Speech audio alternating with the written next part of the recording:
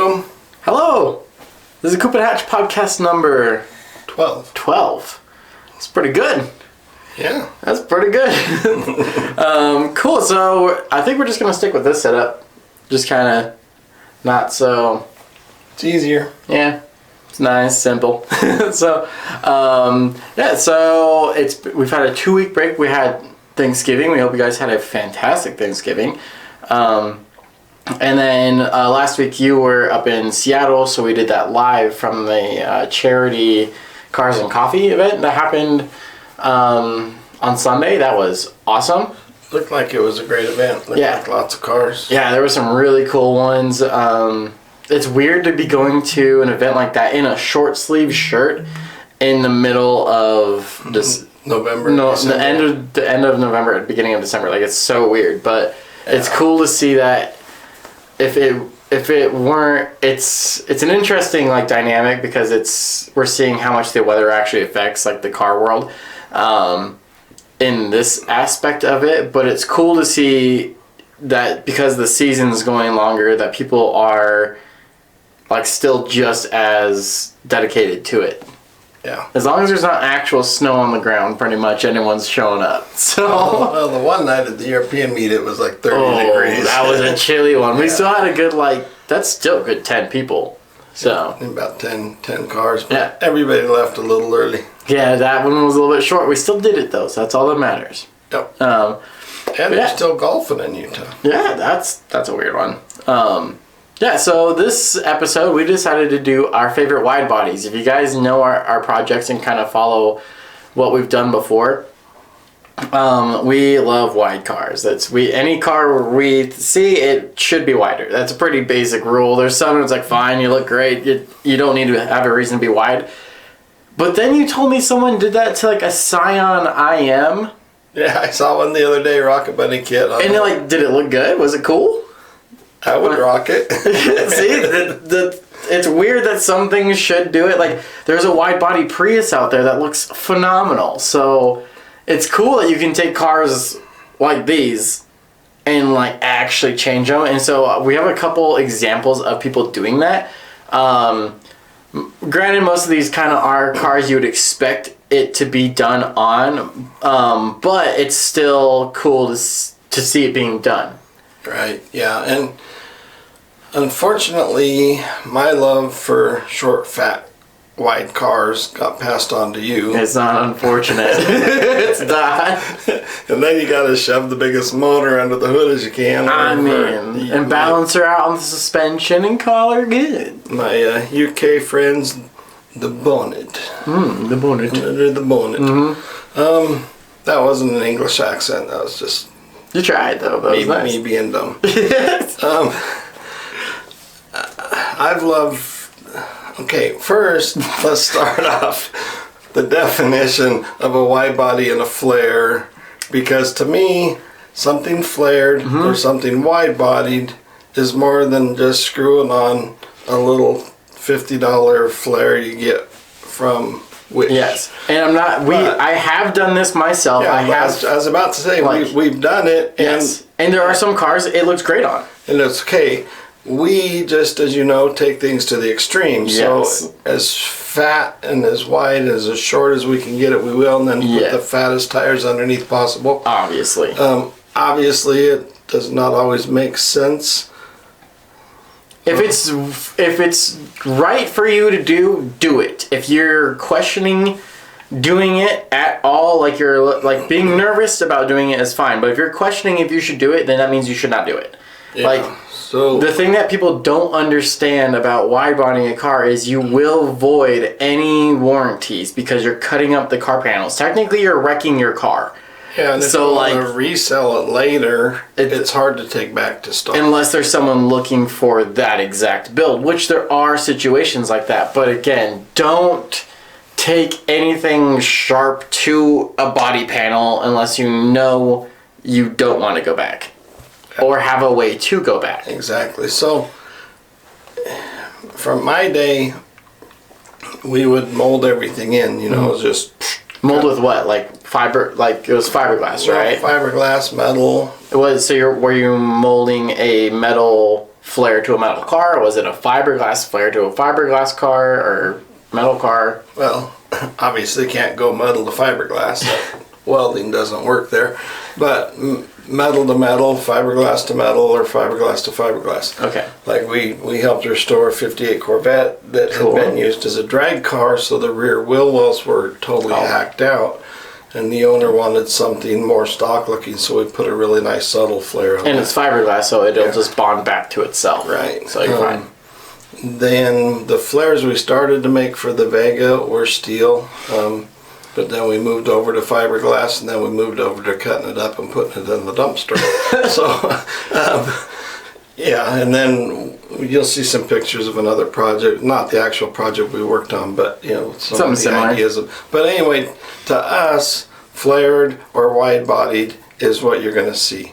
Yes. Not, when I go to car shows and they're like, oh, I have a wide body this or that, and all they did was screwed on some little tiny plastic flares. To me, no offense to anybody, I'm not knocking any cars because I love them all. But to me, that's not my definition of flared or wide-bodied. No, it's its own thing, and it's fine. Like there's just some situations where you don't need anything more than flares. And honestly, like if you don't know about going into a wide body, start with some flares.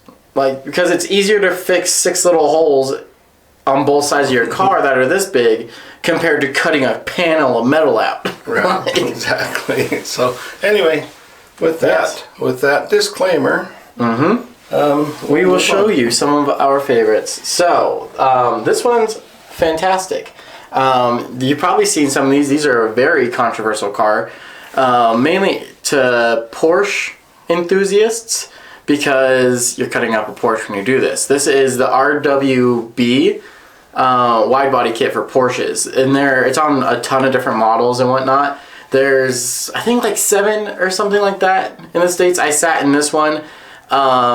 Very tight seats. Like, it was tight for me. So, like, that was cozy. They custom build these cars for the people buying them. So, if you buy one from somebody else, chances are things might not fit. Yep. For example, the seats are for you, and the passenger seat in this is skinnier than the driver's seat. The guy that built this wife must be like a size -0. She's itty bitty.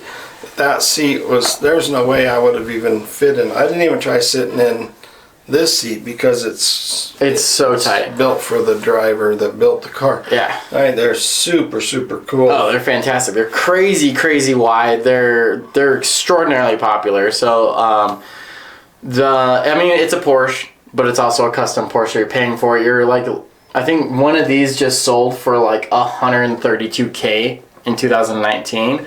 I don't remember how much he picked up his, but I would assume it's going to be up in that range. But I mean, just to get on the waiting list for Akira to even work on your car, he's the designer, Akira Nakia, I think it is. Sorry if I get that wrong.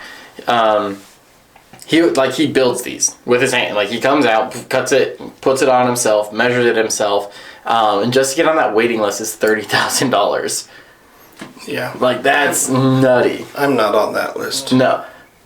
How do you go? There we go. Anyway, this is, oh man, a good old 510. I love 510s. I love that they can be anything.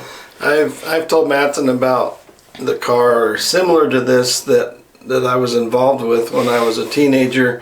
A customer brought in a 510 with this flare kit. He was also over 6 feet tall, like 6'3". The guy was huge. A 510 interior is smaller than the space of a Mini Cooper. And he wanted it chopped. It's been years. I'm thinking 5 to 6 inches. So can you picture out of this that car? Roof line? Yeah. You cut that roof line in half for a man that's 6 foot. He's like over 6 foot. 6'3". He was big. He was a big boy. How'd you mount the seat? We moved the seat back almost to the passenger seat. He also had a locomotion sticker on it from Hawaii on the rear window. Okay. That he did not want damaged or removed. So, but it's on glass. Yeah. So we actually had to rebuild the rear window frame to lay the window down, so the window actually went into the trunk. What the heck? below, but then we faked the little trim around the window, siliconed it real good. What So we moved the window frame down inside. How much of the window was in the trunk?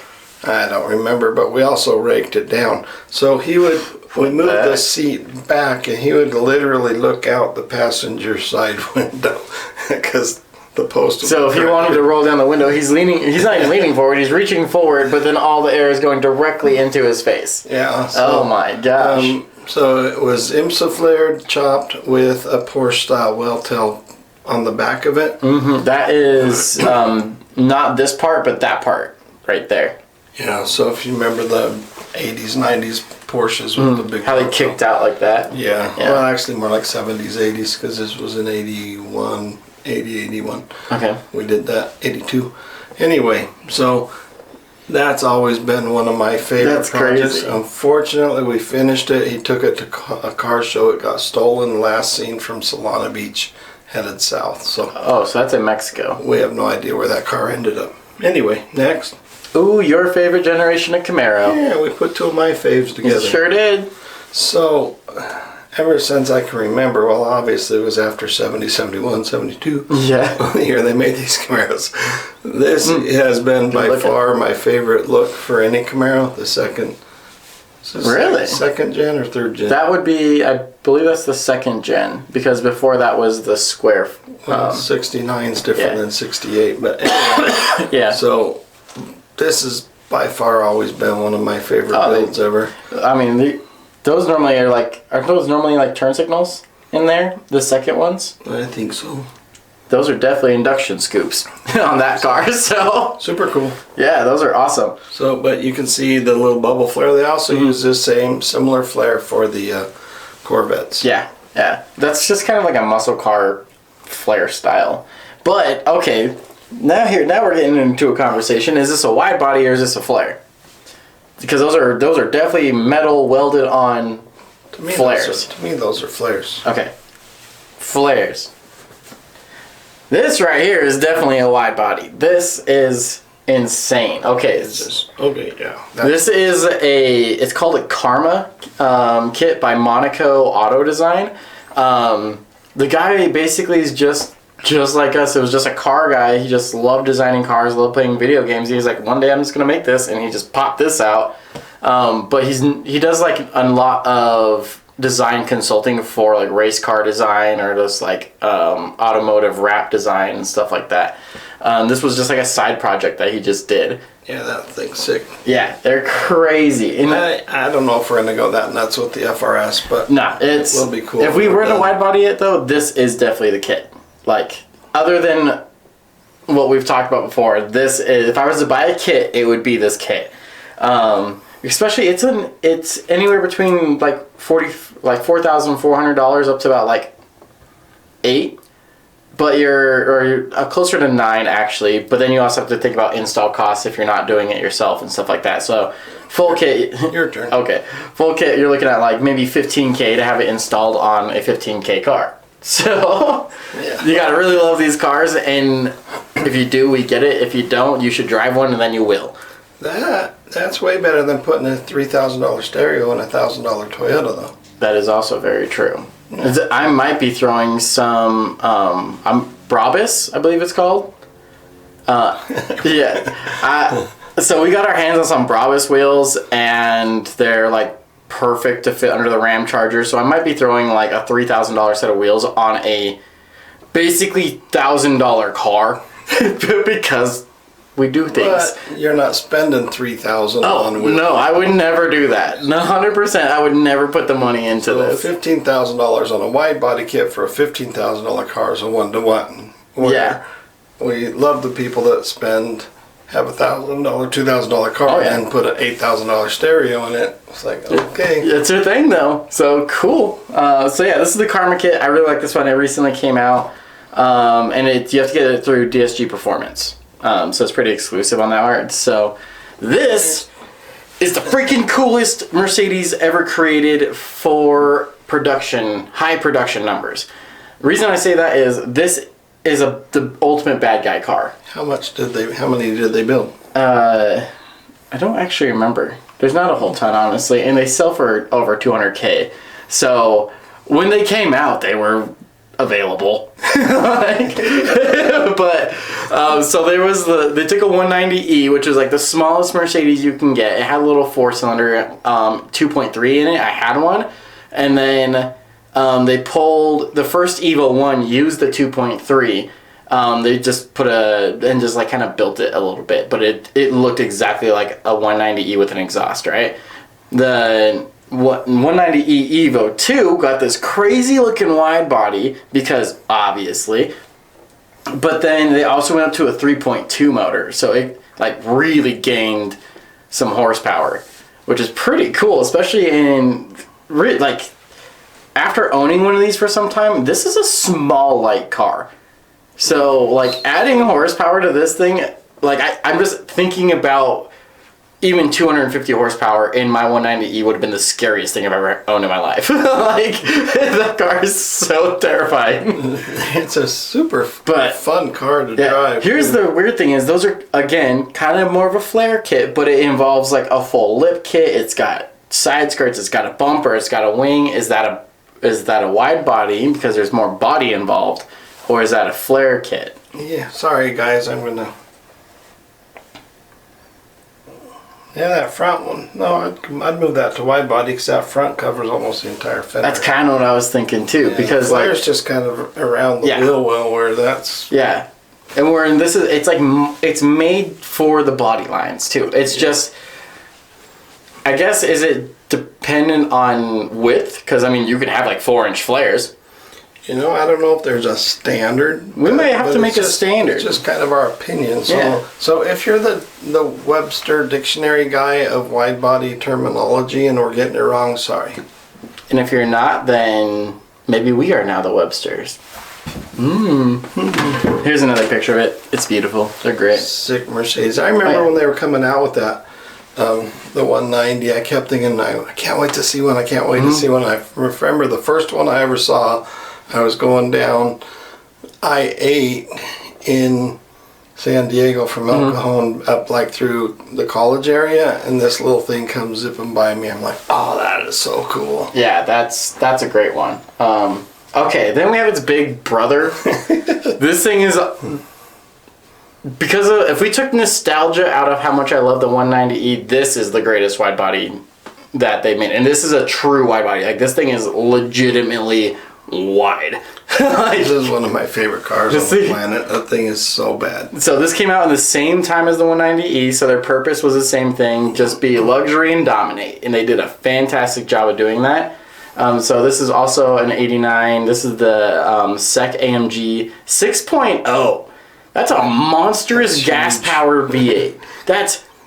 Those pistons are like the size of my fist. Gas-powered gas guzzler. That is insane. And it need 385 horsepower and 89 from the factory. That's... It's one of pretty 50, good. And how much did they sell for last one? Well, this one actually sold for $338,000.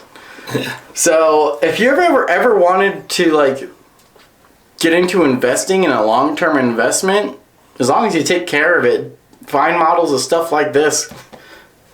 But if you don't have the money to do it, don't do it. So it's one of those. Again, another picture, but like, this is a phenomenal car. So good. Beautiful car. Okay. This one is, yes. That's sick.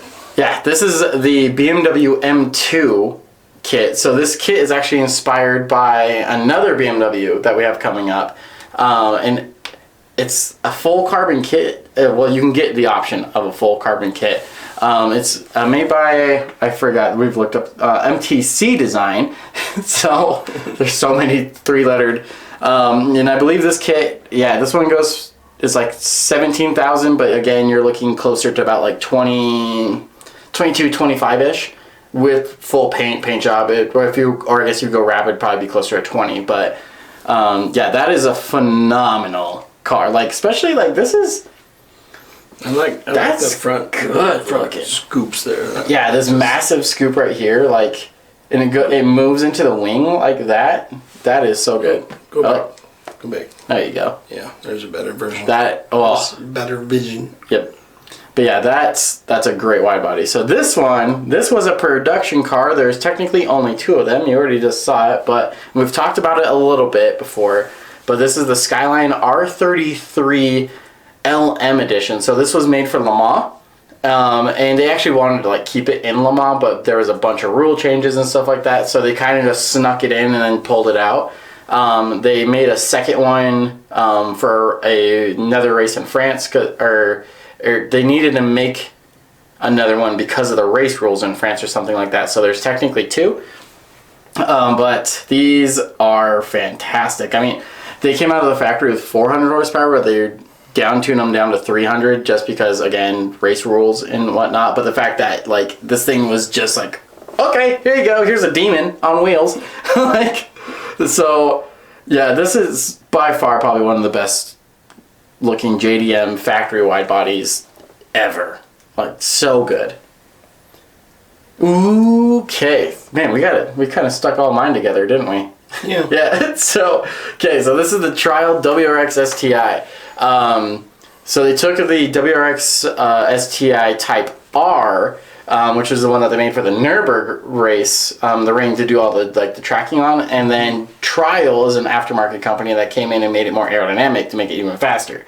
I don't think they actually raced it in Nürburgring, but it does have more drag coefficient than the R, so it would technically probably in the straight be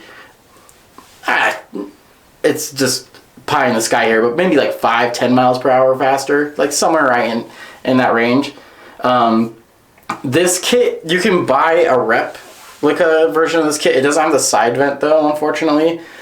This was the kit I was actually thinking about going with on mine, but because it doesn't have that side thing, I just like wasn't vibing with it. So you basically get the bumpers, the wing, and everything like that. But trying to find one of these kits that's like, it's already going to be installed on the car, and they're probably not going to be selling the car. So they don't make them anymore. No. There may be one out there. Yeah, there's replica kits, but again, it's not the same. So, okay. So this is what the M2 kit was based off of. Okay, so this is the E9 Coupe is this, but this was actually called the CEL version. So they basically took this coupe. Here, I'll hold it for you. Okay, thank you. They took this coupe, they lightened it by like 440 pounds. They went up into the 3.0 range with the motor, so it's the CEL 3.0, using the E9 body, which is this body style. But the only reason they did it is just because they wanted to race in Group 2. So Such a beautiful car. yeah, this thing is gnarly. These are the things I remember growing up with and just drooling over. Yeah. Surprisingly, there's 1,265 of these, but That's quite a few. yeah, you're also paying like $230K essentially for one. So factory wide body cars sell for a lot of money if you wait 20 years. You know, I'm going to get one. Oh. The little version. Okay, I was like, well, that's... We were just talking about investments. I do think we make the can't afford that car list, though. I can get the little... Oh, absolutely. Oh, just do like a 1/32 scale? Oh, yeah. So there's another... It went from the track into the dirt on the same suspension. What? These guys are crazy, man. I'm sure they tweaked it somehow, but what a car. Yeah, but so good. Whoo, buddy. Okay, so we've talked about these before. You want to explain what Factory 5 is? It's a reproduction company that builds insane replicas of super cool cars. You know, seriously, if I was in the market for a supercar, I don't know if I'd do it. I'd probably do a Factory 5. Yeah. For the money? Yeah, for the money, dollar for dollar. I mean, can you imagine driving that thing around? That's absolutely beautiful. Well, okay, so one of the cool things about Factory 5 is you actually take a modern car. So this kit specifically, you get like a 90s. You get like a 90s body. So you go find like a 90s GT. And then you pull out the guts. Like a Mustang GT. Yeah.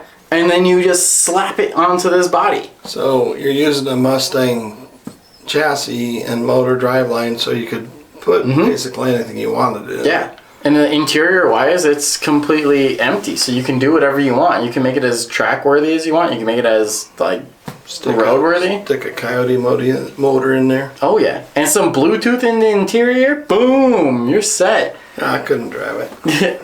No Bluetooth. No Bluetooth. Too heavy. No. This one, I thought this one was just button to push. Let's make it one for you. Like who is it? I think it's Travis that has the button in the STI that calls his wife. Yeah, I think so. That one's pretty funny. If it was voice activated like Kit, I probably could. Talk to Elon. That seems like a him thing. I thought this one was cool because someone put a wide body on it. This is the only picture I can find of it. I have no idea what kit this is. I have no idea if you can buy it from Factory 5. But the fact that someone took a kit car that was already wide and then just put some flares on it, like, cool. Like, that's rad. And I do believe, so these are more what you were focusing on. So explain Lancia to us. Okay, what year was it?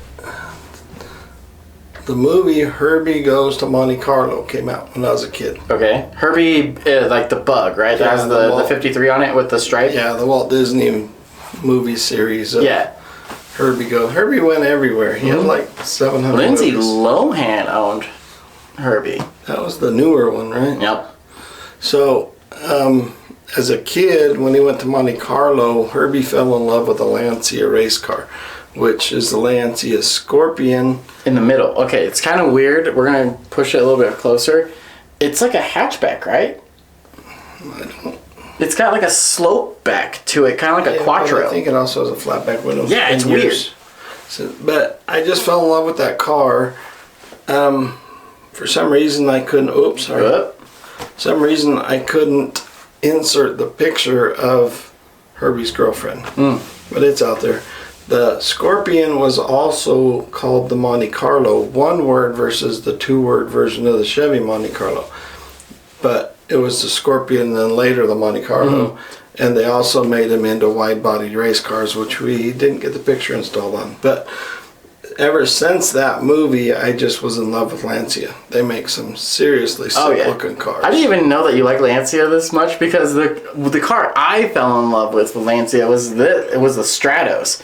Those wheels are called the design's called the coffin wheel, and it's the coolest freaking wheel design in the world. Like, I would put those on every single car. Yeah, so, and the Stratos is an insane car. They're also coming out with a new one according to the internet. And it's powered by a Ferrari, so yes, you are expected to pay like $200K plus for this car. Yeah, sick cars. And then the Delta's more of in lines with the sedan. There's one of these in Utah, dude. Like the four-door sedan race cars that Audi puts out. And yeah, this was a rally car. Like, this was a track car. how did we not get the Audis on here?